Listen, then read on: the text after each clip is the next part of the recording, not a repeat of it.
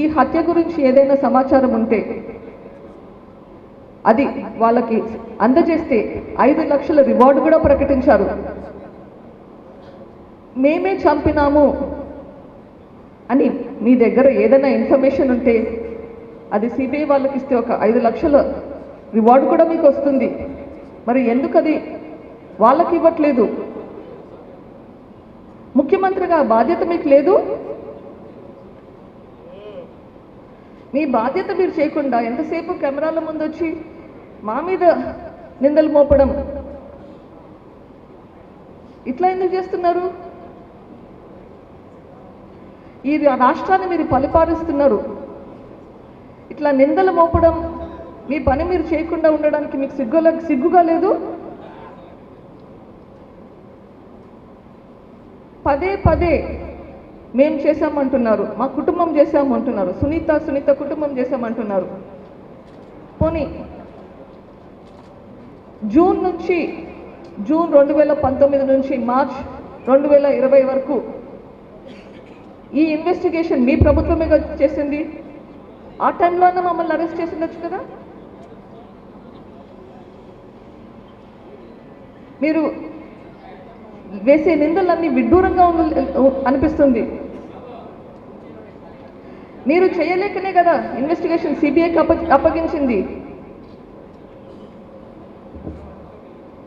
సాక్షిలో రకరకాల కథనాలు వేస్తున్నారు. సాక్షి చైర్మన్ భారతి గారికి నాకు విన్నపం,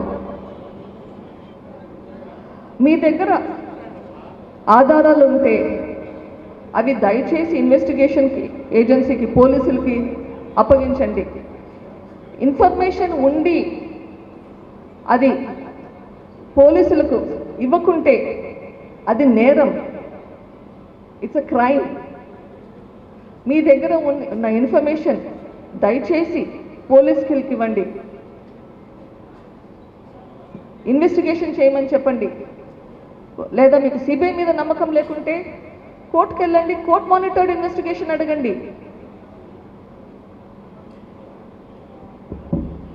అట్లా ఇన్వెస్టిగేషన్ చేస్తే మరీ మంచిది.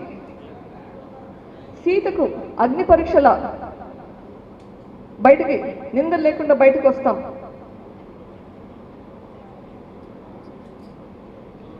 కడిగిన ముత్యంలాగా బయటకు వస్తాం. వైఎస్ వివేకానంద రెడ్డి గారు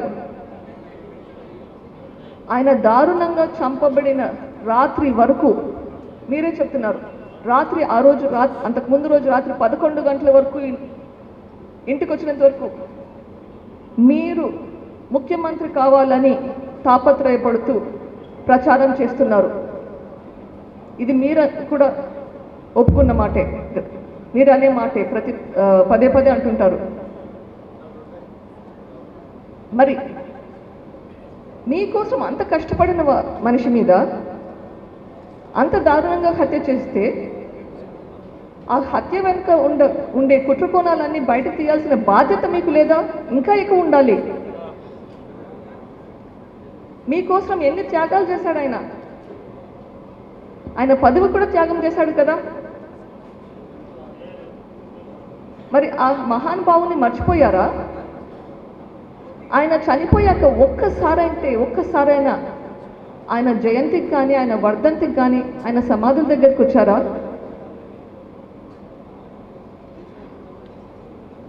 రెండు 2019లో ఎలక్షన్లు అయిపోయినాక ఆయన మీకు చేసిన మేలుల గురించి ఒక్కసారన్నా మాట్లాడారా? గుర్తు చేసుకున్నారా?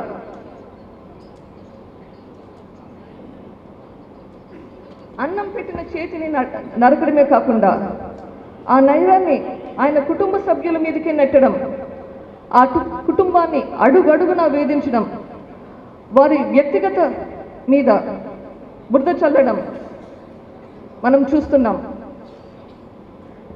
రాజకీయం అంటే ప్రజలకు మంచి చేయడం కోసమే అనేలా బ్రతికిన వివేకానందం చూశాం. ఇప్పుడు ప్రజాశ్రేయస్సు అనే మాటకు అర్థం తెలియని రాక్షస నాయకులను చూస్తున్నాం.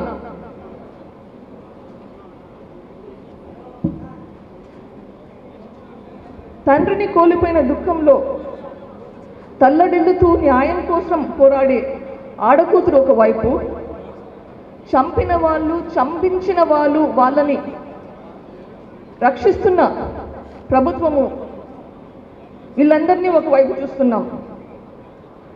మరి మనం ఎటువైపు, మీరందరూ ఎటువైపు? చూస్తూనే ఉండిపోదామా? కళ్ళు తెరుచుకొని నోరు మూసుకొని విభ్రాంతిలోనే ఉండిపోదామా? మనం స్పందించాల్సిన సమయం వచ్చింది. స్పందించే అవకాశం కూడా ఉంది మనకిప్పుడు. మన గుండెల్లో అణిగి ఉన్న ఆక్రోశాన్ని, ఆవేశాన్ని మౌనంగా అయినా సరే వెల్లడించే అవకాశం వచ్చింది. మీరు నిశ్చయించుకోవాలి. ఒక భవనాల్ని కట్టించేటప్పుడు వాటికి పునాదులు అన్నది చాలా చాలా ముఖ్యం. మనకందరికీ తెలిసిందే. వైఎస్ఆర్సిపి పునాదులు రక్తంలో మునిగి ఉన్నాయి.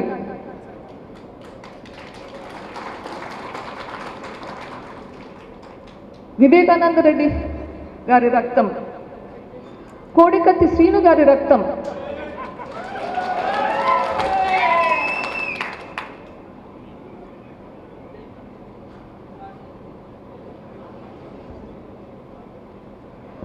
పదవులు త్యాగం చేసిన చిన్నాన్న, రాత్రనక పగలనక అన్న కోసం తిరిగిన చెల్లి, వీళ్ళకిచ్చిన కానుకలు మనం చూసాం. కృతజ్ఞత అంటే ఇదేనా? వైఎస్ఆర్సిపి ఎంపీలకు, ఎమ్మెల్యేలకు, నాయకులకు మీకందరికీ ఒక సలహా. మీ భవిష్యత్తు కోసం ఈ గవర్నమెంట్ నుంచి బయటికి రండి. లేకపోతే మీ భవిష్యత్తు గురించి మీరు ఈ గవర్నమెంట్ నుంచి బయటికి రండి. లేకపోతే ఈ పాపం మీకు కూడా చుట్టుకుంటుంది. ఆయనతో పాటు మిమ్మల్ని కూడా ఊబిలోకి తీసుకెళ్తాడు. ఈరోజు మన వివేకం సార్ది 5వ వర్ధంతి. ఈరోజు మనమందరము ఒక సంకల్పం చేద్దాం. వివేకం సార్ ఆత్మసాక్షిగా సంకల్పం చేద్దాం. మన ఓటు ద్వారా ఒక పుణ్యకార్యం చేద్దాం. దీన్ని ఒక పోరాటంలా మారుద్దాం. ఈ పోరాటంలో మీరందరూ భాగం కండి. ఈ పోరాటం మీ పోరాటంగా చేయండి. రాష్ట్రంలో అన్ని ప్రాంతాల వారు ఈ 5 ఏళ్లుగా నాకు ఇచ్చిన ఈ ధైర్యాన్ని ఇప్పుడు లోకానికి చూపించే సమయం వచ్చింది.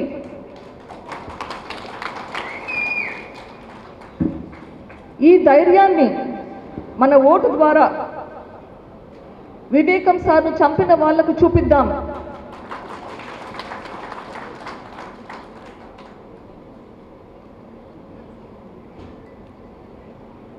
తప్పు మీద మంచి గెలవగలదని చూపిద్దాం.